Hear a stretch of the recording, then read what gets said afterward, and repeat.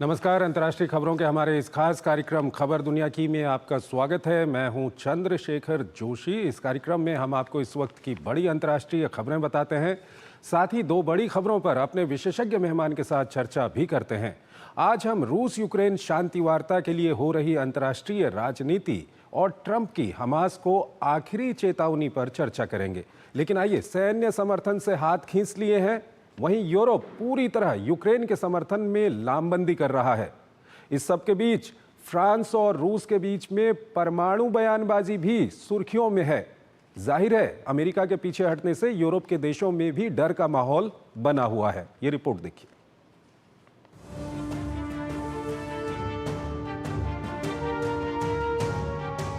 Ukraine जंग के 3 साल। राष्ट्रपति डोनाल्ड ट्रंप के बहते लहू को रोकने के प्रयास से प्रभावित क्षेत्रीय और वैश्विक समीकरण ने एक और जंग छेड़ दी है। ये जंग है प्रोपेगेंडा की, आपसी हितों के टकराव की। अमेरिका ने यूक्रेन की सैन्य सहायता क्या रोकी कि पूरे यूरोप की सुरक्षा पर खतरा मंडराने लगा है। बरसों से यूरोप के नेतृत्व का सपना पाले फ्रांस के राष्ट्रपति इमैनुअल मैक्रों ने सुरक्षा के डर को बेहतरीन मौका मानकर रूस को परमाणु धमकी दे डाली। मैक्रो का कहना है कि वे अमेरिका के बिना भी यूक्रेन की मदद लगातार करते रहेंगे। उन्होंने रूस को चेतावनी देते हुए कहा कि फ्रांस के परमाणु हथियार तैयार हैं। राष्ट्र के नाम संबोधन में उन्होंने अपने परमाणु शस्त्रागार का इस्तेमाल सिर्फ फ्रांस के लिए ही नहीं बल्कि पूरे यूरोप की सुरक्षा के लिए किए जाने का ऐलान कर दिया। जवाब रूस की तरफ से आना था और आया भी। मैक्रो के इस बयान को रूस ने अपने खिलाफ धमकी मानते हुए कहा कि पश्चिमी देशों ने पिछले अनुभवों से कोई सबक नहीं सीखा है। फ्रांस की इस चेतावनी के बाद यूरोपीय देशों ने अमेरिका के साथ छोड़ देने के बाद यूक्रेन को मदद देने के पहलुओं पर चर्चा के लिए ब्रसल्स में जुटे, जहां ब्रिटेन के प्रधानमंत्री कीर स्टारमर ने कहा कि यूक्रेन की सुरक्षा में ब्रिटेन अग्रणी भूमिका निभाने के लिए तैयार है। बताया जा रहा है कि लगभग 20 देश यूक्रेन की मदद करने के लिए इच्छुक देशों के गठबंधन का हिस्सा बनने में रुचि दिखाई है। रविवार को यूक्रेन पर लंदन में आयोजित शिखर सम्मेलन में इस प्रस्ताव को पेश किया गया था, जिसमें अमेरिका को भी शामिल करने की उम्मीद जताई गई थी। हालांकि रूस ने यूक्रेन में शांति सेना भेजने के किसी भी प्रस्ताव को फिर से खारिज कर दिया है। साथ ही कहा है कि फ्रांस और ब्रिटेन की शांति पहल कीव को समय देने और उसकी सेना को घुटने टेकने से रोकने का एक प्रयास है। रूस का कहना है कि वो युद्ध को समाप्त करने के लिए एक निश्चित समझौते में रुचि रखता है। इस बीच अमेरिका द्वारा यूक्रेन के साथ खुफिया सूचना साझा करने पर रोक लगाने के बाद फ्रांस कीव का नया मददगार बनकर सामने आया है। वहीं अमेरिका भले ही अपने सहयोगियों को छोड़कर रूस के खेमे में आता दिखाई दे रहा हो, लेकिन मॉस्को को इस पर अब भी पूरी तरह से भरोसा नहीं हो रहा है। रूसी सुरक्षा परिषद के उपाध्यक्ष दिमित्री मेदवेदेव का बयान इसी ओर इशारा कर रहा है। उनका कहना है कि खनिज समझौते के बाद अमेरिका यूक्रेन को हथियारों की आपूर्ति पुनः शुरू कर देगा। और इस खबर पर बात करने के लिए हमारे साथ जुड़ रहे हैं आलोक बंसल, विदेशी मामलों के जानकार हैं। आलोक जी, बहुत बहुत स्वागत है आपका हमारे इस कार्यक्रम में। सबसे पहला सवाल आपके सामने यही रखना चाहेंगे कि जो बदलता परिप्रेक्ष्य है, बदलता जो हालात जो बदले हुए हैं पूरे, हम देख रहे हैं डोनाल्ड ट्रंप के शासन में आने के बाद, अब आप क्या कुछ कहेंगे? कहीं ना कहीं यूरोप को भी डर लग रहा है, जिस तरह के बयान आ रहे हैं फ्रांस की ओर से, जिस तरह से बयान आ रहे हैं, रूस और फ्रांस के बीच में तनातनी चल रही है, क्या कुछ कहेंगे? देखिए, क्या है कि जिस तरीके के वक्तव्य राष्ट्रपति ट्रंप ने दिए हैं, उसके बाद यूरोप के राष्ट्रों को लग रहा है कि वे अपनी सुरक्षा के लिए अमेरिका के ऊपर निर्भर नहीं रह सकते और अब उन्हें कुछ करना पड़ेगा, क्योंकि जिस तरीके से राष्ट्रपति ट्रंप ने यूक्रेन के साथ व्यवहार किया और उसको मझधार में छोड़ दिया एक तरीके से, तो उसके बाद अब यूरोप को लगता है, एक्सक्यूज मी, कि अब उन्हें जो है अपनी सुरक्षा व्यवस्था को कड़ा करना पड़ेगा, उनको सुरक्षा पे खर्च करना होगा और एक ऐसी सुरक्षा व्यवस्था तैयार करनी पड़ेगी जिसके मद्देनजर न सिर्फ वो यूक्रेन की रक्षा कर सकें पर आगे चल के यूरोप की रक्षा की भी पूरी तैयारी कर सकें। और इसके लिए यूरोपीय राष्ट्रों को रक्षा पर जो अपना खर्च है उसको बढ़ाने की आवश्यकता है। और कहीं ना कहीं जिस तरह के बयान फ्रांस की ओर से आए हैं, प्रेसिडेंट मैक्रो की ओर से कहा गया है कि वो जो परमाणु हथियार हैं वो पूरे यूरोप की रक्षा करने के लिए तैयार हैं। रूस ने इस पर काफ़ी पलटवार किया है। क्या कहीं ऐसा तो नहीं है कि अमेरिका के पीछे हटने के बाद यूरोप में भी एक आपस में कशी कहें या आपस में एक तनातनी है कि कौन यूरोप का लीडर बनकर उभरेगा आज के हालात में? देखिए, अभी क्या है कि यूरोपीय राष्ट्रों में फ्रांस और इंग्लैंड के पास परमाणु हथियार हैं और अर्थव्यवस्था के रूप में जर्मनी सबसे बड़ी अर्थव्यवस्था है। तो चूंकि इंग्लैंड अब यूरोपियन यूनियन से बाहर हो चुका है, फ्रांस और जर्मनी हमेशा से यूरोप का नेतृत्व करते रहे हैं। तो जहां तक सवाल सुरक्षा का है, फ्रांस लीड ले रहा है, क्योंकि अगर पुतिन बार बार परमाणु हमले की धमकी देते रहे हैं यूक्रेन को भी और उसके माध्यम से शायद यूरोप को भी, तो फ्रांस वो नेतृत्व ले रहा है कि जिसमें वो कह रहा है कि फ्रांस के जो परमाणु हथियार हैं, इससे पहले एक प्रपोजल आया था जर्मनी की तरफ से कि इनको जो फ्रांस और इंग्लैंड के परमाणु हथियार हैं उसके साथ जर्मनी और अन्य राष्ट्रों का भी समझौता हो। तो अब फ्रांस ने खुले तरह से कह दिया है कि फ्रांस के जो परमाणु हथियार हैं वो पूरे यूरोप की रक्षा के लिए हैं। और ये महत्वपूर्ण बात है, क्योंकि इससे पहले कई बार राष्ट्रपति पुतिन जो है परमाणु हमले की धमकी दे चुके हैं उन राष्ट्रों को जिनके पास परमाणु हथियार नहीं है। तो ये एक जो जिसे कहते हैं अपिंग द एंटे है, मतलब जो तापमान है उसको बढ़ाया जा रहा है, तनाव को बढ़ाया जा रहा है। और यूरोप के राष्ट्र यूक्रेन को बता रहे हैं कि वो बिल्कुल अकेला नहीं है, वो उसके साथ खड़े हुए हैं और उन्होंने पूरी तरह से उसका साथ देने का बार बार विश्वास दिलाया है। क्या सचमुच पूरा का पूरा यूरोप जो है वो युद्ध में यूक्रेन का साथ देने का मन बना रहा है, या यूरोप को पता है कि अब बातचीत होने वाली है? कहीं ना कहीं अमेरिका का भी प्रेशर है, ज़ेलेंस्की ने भी सकारात्मक जवाब दिए हैं, रूस भी बातचीत के लिए तैयार है।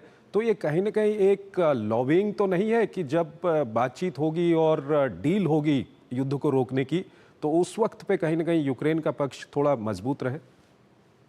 देखिए, पहली चीज तो ये कि पूरा यूरोप नहीं, कुछ राष्ट्र हैं जैसे हंगरी जैसे हो गए जो पूरी तरह से यूक्रेन के साथ नहीं है, और उन्होंने राष्ट्रपति ट्रंप के जो वक्तव्य थे उसका भी समर्थन किया था। लेकिन इसमें कोई शक की बात नहीं है कि जिस तरीके से राष्ट्रपति ट्रंप ने ज़ेलेंस्की पर दबाव बनाया वो पूरी तरह से रूस के पक्ष में था। अब यूरोप के राष्ट्र कोशिश कर रहे हैं कि जो समझौता हो, क्योंकि वो भी चाहते हैं कि शांति हो। तो मेरे ख्याल से इस वक्त समस्त विश्व चाहता है कि शांति हो, लेकिन वो चाहते हैं कि एक इक्विटेबल समझौते के साथ हो जिसमें यूक्रेन का पक्ष भी मजबूती के साथ रखा जाए, और इसके लिए यूरोपीय राष्ट्र जो हैं उसका समर्थन कर रहे हैं। इसका रूस यूक्रेन युद्ध पर क्या असर होगा ये कहना बड़ा मुश्किल है, लेकिन इसका जो दूसरा असर होगा वो ये होगा कि यूरोपीय राष्ट्रों की जो सुरक्षा व्यवस्था है वो काफी हद तक सुदृढ़ हो जाएगी और काफी हद तक उनकी अमेरिका पर निर्भरता कम होगी। आगे चलकर इसका नेटो पे क्या असर पड़ेगा ये देखने वाली बात होगी। एक और विषय है जिस पर रूस काफ़ी विरोध जता रहा है, वो ये है कि अगर वहाँ पर युद्ध विराम होता है तो उसके बाद यूक्रेन में कौन सी सेनाएं तैनात होंगी? यूरोप के देशों की सेनाएं तैनात होंगी, नाटो की सेनाएं तैनात होंगी? इसको लेकर के क्या कुछ आपको लगता है, किस दिशा में ये मामला जा सकता है? देखिए, रूस का मामला इस मामले में बिल्कुल सही है, क्योंकि यूरोप के राष्ट्र जहां तक है वो यूक्रेन की पूरी तरह साथ है, तो उनकी निष्पक्षता के ऊपर एक प्रश्न चिन्ह अवश्य उठ जाता है। तो अगर युद्ध विराम के बाद किसी ऐसे राष्ट्र की सेना नियुक्त होनी है जो किसी भी एक राष्ट्र के साथ है, तो वो शायद मेरे ख्याल से अनुचित होगा।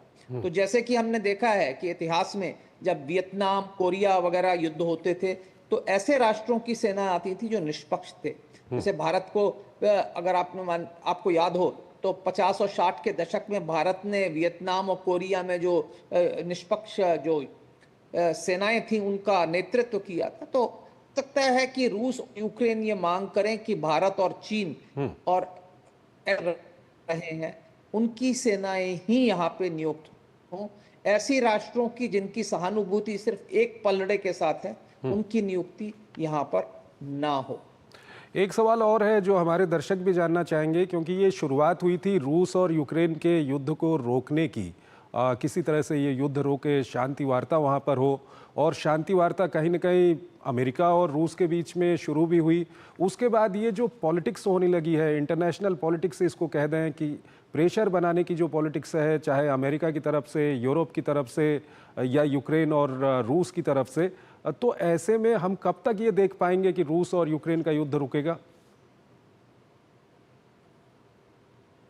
देखिए, ये कहना बड़ा मुश्किल है, लेकिन राष्ट्रपति ट्रंप के चुने जाने के बाद से ये आसार हमेशा से महसूस किए जा रहे थे कि रूस और ट्रंप के बीच का युद्ध रुकेगा।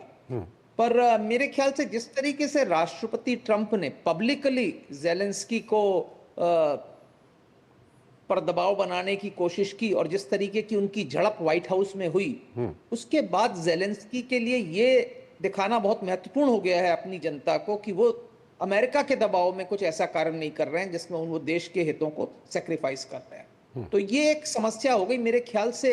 अगर जो बात उन्होंने व्हाइट हाउस में पब्लिक मीडिया के सामने की, अगर वही शायद बंद कमरे में होती तो शायद स्थिति इतनी गंभीर नहीं होती। ठीक है आलोक जी, आप हमारे साथ बने रहिए। एक और विषय है, उस पर अभी हम आपसे बातचीत करेंगे, लेकिन यहाँ पर हमको एक छोटा सा ब्रेक लेना है।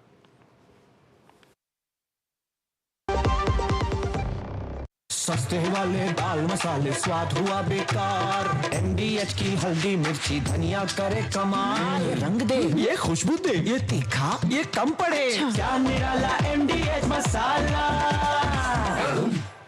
एक ऐसा तबका जो रिटायरमेंट के बारे में आज भी बिल्कुल नहीं सोचता, वो है औरतें। औरतें कमा के भी वल्नरेबल हैं। सो NPS एक इक्वालिटी ला रहा है, हम सब एक बराबर प्लेटफॉर्म पे हैं। अपने बेहतर कल को सुनिश्चित करने के लिए NPS जरूरी है।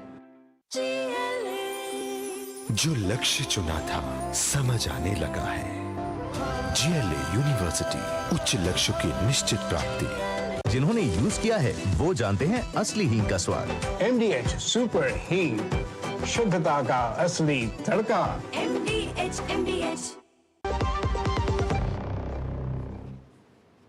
स्वागत है आपका। ब्रेक के बाद अगली खबर की ओर आपको लिए चलते हैं, जहां एक तरफ पहले चरण के संघर्ष विराम के खत्म होने के बाद इजराइल और हमास के बीच तनाव बना हुआ है, वहीं अमेरिका के राष्ट्रपति डोनाल्ड ट्रंप ने हमास को आखिरी चेतावनी दे दी है। ट्रंप की चेतावनी पर बोलते हुए अमेरिकी विदेश मंत्री ने यहां तक कह दिया है कि ट्रंप का धैर्य अब जवाब दे चुका है। इस सब के बीच अमेरिका और हमास के बीच गुप्त और सीधी बातचीत भी शुरू हो गई है। ये रिपोर्ट देखिए। संघर्ष विराम के पहले चरण खत्म होने के बाद अमेरिका इजराइल ने पिछले दिनों एक तरफा इसके विस्तार की घोषणा कर बचे खुचे बंधकों की रिहाई का दबाव बना रहे हैं, लेकिन हमास है कि इसे मानने को तैयार नहीं है। उसका कहना है कि समझौते के मुताबिक संघर्ष विराम के अगले चरण के लिए बातचीत होनी चाहिए, जबकि अमेरिका का कहना है कि रमजान और यहूदी त्योहार पासओवर तक किसी तरह का कोई हमला नहीं होना चाहिए। लेकिन अब राष्ट्रपति ट्रंप ने अंतिम चेतावनी दे डाली है, जिससे हमास और गजा के लोगों की दुखदुखी बढ़ गई है कि कहीं उन्हें गाजा से ही ना खदेड़ दिया जाए। ट्रंप ने कड़े शब्दों में कहा है कि हमास सभी बंधकों को वापस करे, नहीं तो उनकी मौत तय है। उन्होंने सोशल मीडिया ट्रूथ पर लिखा कि सभी बंधकों की रिहाई के साथ शव को लौटाया नहीं तो हमास के लिए सब कुछ खत्म हो जाएगा। उन्होंने कहा कि हमास के लिए गाजा छोड़ने का समय आ गया है, जबकि गाजा के लोगों का एक सुंदर भविष्य इंतजार कर रहा है। अगर समझदारी भरा कदम नहीं उठाया गया तो सब कुछ बर्बाद हो जाएगा, और इसके लिए अमेरिका इजराइल को हर संभव मदद मुहैया करा रहा है। वहीं अमेरिकी विदेश मंत्री मार्को रूबियो ने कहा है कि हमास को ट्रंप की धमकियों को गंभीरता से लेना चाहिए। उन्होंने कहा कि ट्रंप का धैर्य अब जवाब दे चुका है, जबकि हमास का कहना है कि ट्रंप अपनी बार बार की धमकियों से इजराइल को संघर्ष विराम समझौते से पीछे हटने और गाजा की घेराबंदी को तेज करने का समर्थन कर रहे हैं। ट्रंप का यह बयान ऐसे समय में आया है जब अमेरिका ने हमास के साथ सीधी और गुप्त बैठक शुरू की है। कतर और मिस्र के प्रतिनिधियों की मौजूदगी में हुई बैठक में बंधकों की रिहाई के मुद्दे पर चर्चा हुई। बैठक के बाद ट्रंप के धमकी भरे बयान से यही संकेत मिलते हैं कि हमास अपने रुख से पीछे हटने को तैयार नहीं है। इस बीच अमेरिका ने अरब देशों द्वारा सुझाई गई गाजा पुनर्निर्माण योजना को खारिज कर दिया है। ट्रंप प्रशासन ने कहा है कि राष्ट्रपति गाजा को लेकर अपने विजन पर अडिग हैं, जिसमें गाजा से फिलिस्तीनी नागरिकों को बाहर रखने और गाजा को अमेरिका द्वारा पर्यटक स्थल में बदलना शामिल है। पिछले दिनों काहिरा में हुई बैठक में मिस्र ने गाजा के पुनर्निर्माण योजना पेश की थी। ट्रंप के प्लान के विपरीत गाजा के लोगों को दूसरी जगह बसाने के बजाय यहीं पर रहने देने का सुझाव दिया गया है। गाजा का प्रबंधन करने के लिए स्वतंत्र फिलिस्तीनी टेक्नोक्रेट्स के एक समूह की बात कही गई है, जो वास्तव में हमास की जगह लेगा। आलोक बंसल हमारे साथ जुड़े हुए हैं, विदेशी मामलों के जानकार हैं, उनसे हम सवाल पूछेंगे। आलोक जी, पहला सवाल आपसे हम यही पूछना चाहेंगे कि जो संघर्ष विराम का दूसरा चरण जिसकी बातचीत होनी थी, वो बातचीत अभी तक नहीं हो पाई है, क्यों नहीं हो पा रही है? कौन इसके लिए जिम्मेदार है? मुझे लगता है बदले परिवेश में अब इजराइल को लगता है कि उसको जो दूसरे दौर की बातचीत करनी थी उसको वो शायद अब अलग तरीके से करना चाहे। वो अपनी सेना जो पूरे, और वही बात अब हमास ने कही है कि राष्ट्रपति ट्रंप की ये जो चेतावनी है, ये दर्शा रहा है कि राष्ट्रपति ट्रंप नहीं चाहते कि ये जो समझौता हुआ था इसका पूरा क्रियान्वयन हो। अब गेम ऑफ एक ब्रिंकमैनशिप चल रहा है, जहां ट्रंप ने कहा है कि बंधकों को नहीं बनाया तो मैं उनको नेस्तनाबूद कर दूंगा, और दूसरी तरफ हमास ने कहा है कि हम ऐसा नहीं करेंगे जब तक कि समझौते का पूरा क्रियान्वयन नहीं होगा। तो ये अब एक गेम ऑफ ब्रिंकमैनशिप है, और इसमें देखना पड़ेगा कि पहले पलक कौन झपकता है। इस सब के बीच सवाल ये भी उठता है आलोक जी, एक तरफ तो डोनाल्ड ट्रंप धमकी दे रहे हैं, वहीं दूसरी तरफ इस तरह की पुख्ता जानकारी है कि 1997 के बाद पहली बार हमास और अमेरिका के बीच में सीधी और गुप्त बातचीत शुरू हो गई है। इसको आप किस तरह से देखते हैं? क्योंकि अमेरिका की ये पॉलिसी रही हुई है कि वो किसी टेररिस्ट ऑर्गेनाइजेशन से बातचीत नहीं करेगा। इसे आप किस तरह से देखते हैं? देखिए, राष्ट्रपति ट्रंप का नजरिया बिल्कुल दूसरा है। वो हर चीज को एक डील की तरह देखते हैं, और उनकी जो डील मेकिंग की जो प्रोसेस है वो एक ही है कि पहले दुश्मन के ऊपर जितना ज्यादा से ज्यादा दबाव बनाया जा सकता है, फिर दबाव बनाया जाए और फिर उससे नेगोशिएट किया जाए। तो उनका ये मानना है कि इसमें हमें एक फेवरेबल पोजीशन मिल जाती है कि दबाव के बाद हम थोड़ा जो उसको दबाव को कम करते हैं तो शायद लोग समझौते के लिए और डील के लिए तैयार हो जाते हैं। ये बिजनेस में ये प्रोसेस उन्होंने काफी सक्सेसफुली चलाया है, काफी सफलतापूर्वक। तो उनको लगता है कि अब वो अंतर्राष्ट्रीय विषयों पर भी यही तरीका अपना सकते हैं। तो एक तरफ जहां उनके वक्तव्य जो है हमास को चेतावनी दे रहे हैं, दूसरी तरफ उनके जो इंटरलोक्यूटर्स हैं वो गुप्त रूप से हमास से बातचीत कर रहे हैं। तो दोनों ही साथ साथ चल रहे हैं। उनको लगता है कि वो इसके माध्यम से एक डील क्रैक कर ले। इजराइल को क्या इससे खुशी होगी कि अमेरिका सीधे हमास से बातचीत कर रहा है? देखिए, जिस तरीके के वक्तव्य आ रहे हैं वो इजराइल के पक्ष में है, और मेरे ख्याल से इजराइल को इससे नाराजगी नहीं होनी चाहिए, क्योंकि जो समझौता किया गया था वो उससे भी ज्यादा कड़ी शर्तें अब उस पर लग रही हैं। क्योंकि समझौते के अंतर्गत तो गाजा पुरानी स्थिति तक लौटना था, रिकंस्ट्रक्शन होना था, बहुत कुछ होना था, और जो राष्ट्रपति ट्रंप का जो प्रपोजल है उसके बाद तो गाजा से फिलिस्तीनियों का नामो निशान मिट जाएगा एक तरीके से।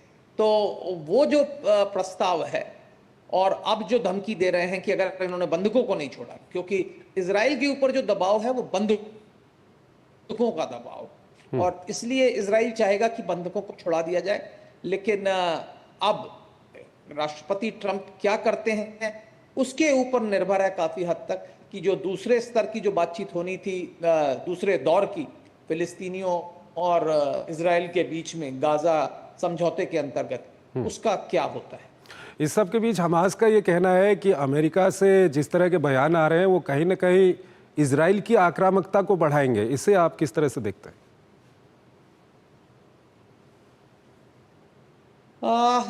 इजराइल की आक्रामकता को हमास के बयान बढ़ाएंगे कि नहीं बढ़ाएंगे, लेकिन राष्ट्रपति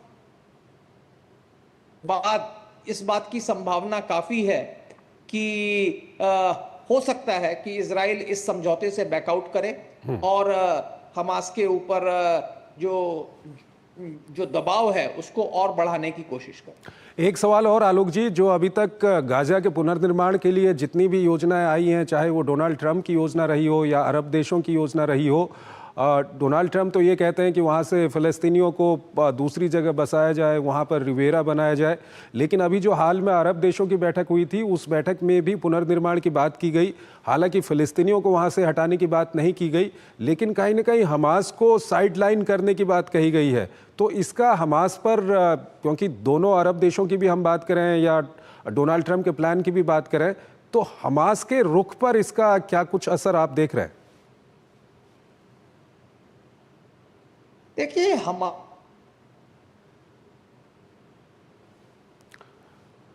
ठीक है, की कोशिश है और इसी के अंतर्गत ये जो वक्तव्य है कि हम फिलिस्तीनियों को वहां से नहीं हटने देंगे और उन्हीं के रिकंस्ट्रक्शन की बात कर रहे हैं गाजा, इससे हमास के लोगों को एक सांत्वना देने की कोशिश की जा रही है। और उससे ज्यादा महत्वपूर्ण बात यह है कि अरब देश जो हैं अपने आवाम को एक संदेश दे रहे हैं कि हमने फिलिस्तीनियों का जो कॉज है उसको पूरी तरह से सरेंडर नहीं किया है। ये अपने डोमेस्टिक ओपिनियन के लिए ज्यादा है बजाय हमास को कोई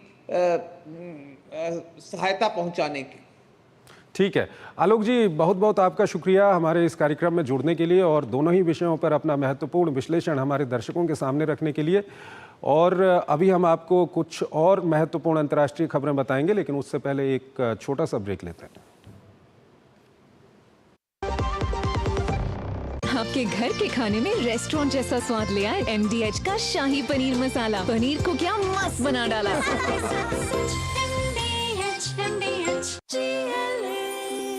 जो लक्ष्य चुना था समझ आने लगा है। GLA यूनिवर्सिटी, उच्च लक्ष्य की निश्चित प्राप्ति।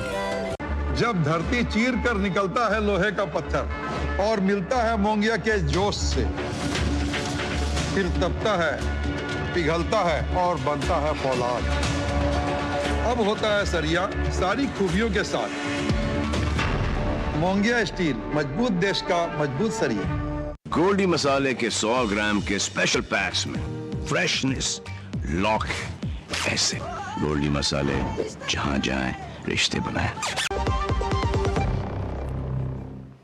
स्वागत है आपका ब्रेक के बाद। अंतर्राष्ट्रीय खबरों के इस कार्यक्रम को हम यहीं पर ख़त्म करते हैं, लेकिन जाते जाते आपको छोड़ जाते हैं आज की कुछ और महत्वपूर्ण अंतर्राष्ट्रीय खबरों के साथ।